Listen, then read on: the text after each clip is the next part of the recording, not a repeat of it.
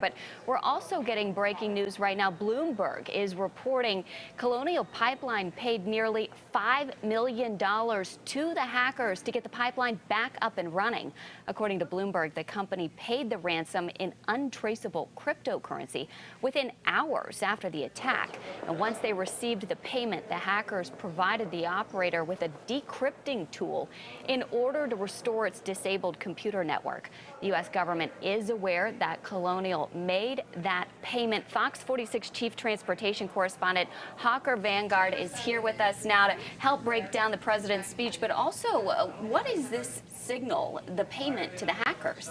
Well, you know, we're waiting to hear that from President Biden right now, but I can tell you for the first time in at least a couple days, I haven't seen lines just wrapping around the block. That's good news. We'll take that. Yeah, I was able to get to work today without running into any type of, big traffic issues. But look at this graphic we have up here right now. You can see a mix of blue and green lines there. That blue lines are signaling sections of pipeline that still need to be reopened. And we can see that largest portion is going from Dorsey, Maryland to Greensboro, North Carolina right here. So that feeds right into the Charlotte pipeline system. Now, what we're hoping to hear from at this point from President Biden is a continuation of yesterday. We heard from the DOT Secretary and EPA Administrator about the waivers that are in place. So hopefully we'll be able to learn more about what the government has been doing to get gas where we need it. Because this isn't just a flip a switch and we're back to normal. It's going to take, I think I saw that the fuel flows at about 5 miles an hour through the pipeline, and we're talking about thousands of miles of pipes. Completely, and we're talking about different types of fuel too. So we have gasoline, we have jet fuel, and we have petroleum products. So from there, it's really just a matter of getting it to the people who need it and putting it where we need to go. And again, President Biden will be speaking soon, and we'll be here to bring you that very latest. Which is those gas tanks. We're looking at 68% of gas stations across the state now are lacking fuel. I think that at this point, people are getting the message not to panic buy, and I think the top-ups are not going to be happening right now. But right now, 68% of North Carolina gas stations are completely out at the latest. But Fox 46's Brett Baldeck joins us from Circle K on Rhea Road in Ballantyne. Brett, how does Charlotte play into that number? Well, right now, this is one of the few gas stations in the Charlotte metro area that actually has gas. But take a look at the line that we're seeing at this noon hour. We've seen a steady stream all morning, and unfortunately, they just put a yellow bag over one of the pumps. So it looks like so many people have come to this single station that they are starting to run low on fuel. Gas Buddy says that, like you guys have mentioned, 68% of gas stations in North Carolina are running dry right now, but they do expect that to change in the coming days, especially as we head into the Memorial Day week. They also been tracking the gas demand and say this time last week there's a 12% higher demand in gas buying, which means people have been panic buying. We talked to some people in line earlier today. Both of them are not from Charlotte and are just trying to get home.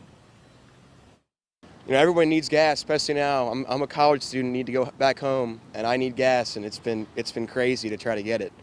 And it's been tough for me. It's been expensive. I waited an hour and a half the night before last for gas, and it was way higher in price. It cost me $42 to fill up a car that normally costs me $25 to fill up. So here's a look at that line again. People seem to be in good spirits. We just had some people waving at us, but you can see how long the line is. And again, there is actually a worker standing outside with some of those yellow bags. So we have a feeling that this gas station is running low on fuel. Now, a tip from Gas Buddy before we go is that if you are getting gas in the coming days and you do see a tanker filling up, give them plenty of room so they can fill up that gas station and make their way to the next one so everyone, of course, can get their fair share of gas. For now, reporting live along Rhea Road in Charlotte, Brett Baldeck, Fox 46. That is some good news, Brett, or good advice. We need those trucks to get to the gas stations. And 5 minutes after 12, we are still waiting for President Biden to speak. Our producers are watching that feed come into the newsroom, and as soon as he walks to the podium for an update on the Colonial Pipeline, we will bring that to you live. But right now, have your smartphone ready. In 1 minute, we'll be showing you something that may help you find and save on gas today. Meanwhile, Katz is offering free rides during this gas shortage. Even though the pipeline is back up, it will still take a few days for it to trickle down to gas stations.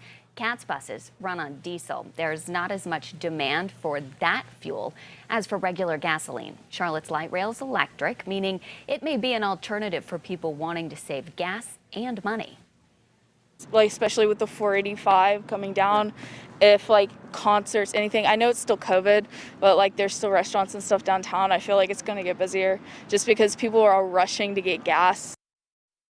North Carolina Attorney General Josh Stein is investigating more than 400 price gouging complaints. Some complaints report stores selling gas for as much as $11 per gallon of premium. The price gouging law went into effect earlier this week when Governor Roy Cooper declared a state of emergency. Business owners caught raising their prices could face $5,000 in fines if found guilty. Well, now you can use your smartphone to get the latest information on where you can find gas right to your device. All you have to do is open your phone's camera, aim it at the screen, and tap on the link that drops down, similar to what you see maybe in restaurants with menus nowadays. It'll take you right to the Fox 46 website. That's where you can learn the latest on the investigation into the hack and find all of our coverage there.